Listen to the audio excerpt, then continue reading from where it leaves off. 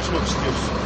Şimdi sizin seçim lokali olarak talep ettiğiniz yer gerekli ilgili maddelerle birlikte vali yardımcımızın imzasıyla oluşturulmuş, yanılmıyorsam bir tebliğ yapıldı. Tebliğ yapıldı. Ondan dolayı şu anda sizin o söylediğiniz yer seçim yeri olarak kabul edilmiyor.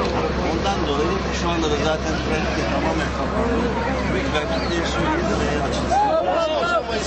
Bakın çadır şu anda çadır kurulmuyor. Orada bizim kapalı bir mekanımız var. Orayı aşağıya gideceğiz. Bu bulunan alanda zaten prefabrik bir yer var. Dediğiniz alanda. Bizim kiraladığımız yerde. O alanın seçim çalışması olarak doğru güzel şekilde bir bilgi. Sayın Valiye ve Emniyet Müdürü'ne çadır değil, bizim orada kapalı mekanı kullanacağımızı söyleyin şimdilik için. Onun için gerginlik olmasını istemiyoruz biz. Bunu açıkça söylüyoruz.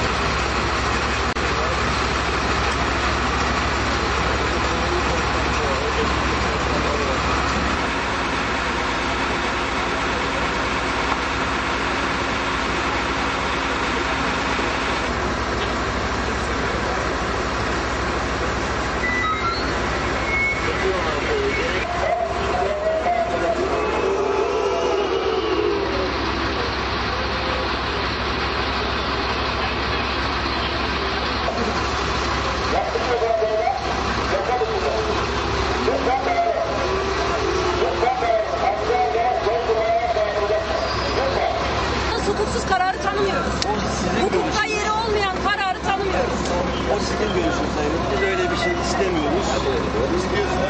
Bizden burayı açın. Siz bizi öldürünceye kadar biz oraya gideceğiz, size söyleyelim. Tamam, vermeyin. Vermeyin. Oraya. Niyetiniz olmasaydı konserlerle çıkıyorsunuz.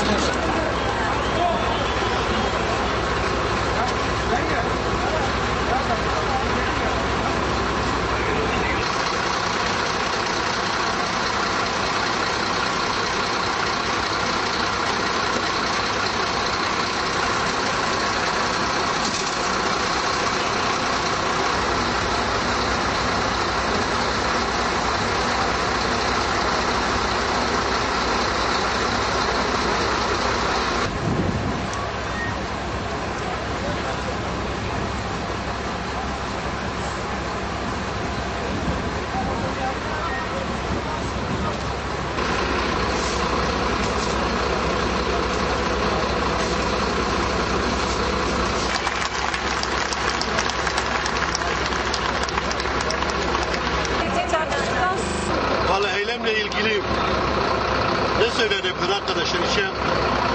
Seçimler başladı, seçim çalışmaları başladı. AKP iktidar harıl harıl Emniyet Müdürü ve Vali eşliğinde seçim çalışması yapıyor. Biz ise seçim lokalimizi açarken bile işte panzerlerle, tankla, polisle, kamu görevlileriyle karşı karşıyayız.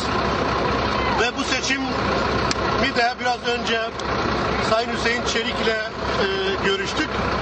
Diyor ki biz seçimlerin demokrasinin bayramı olarak niteliyoruz. Öyle olmasını istiyoruz.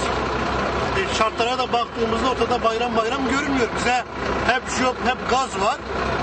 Hep baskı var. Diğer taraftan da AKP'nin devletin bütün gücünü, imkanını kullanarak yürüttüğü bir seçim var. Bu nasıl bir demokrasi bayramıysa, nasıl adil ve demokratik bir seçimse biz de anlamış değiliz.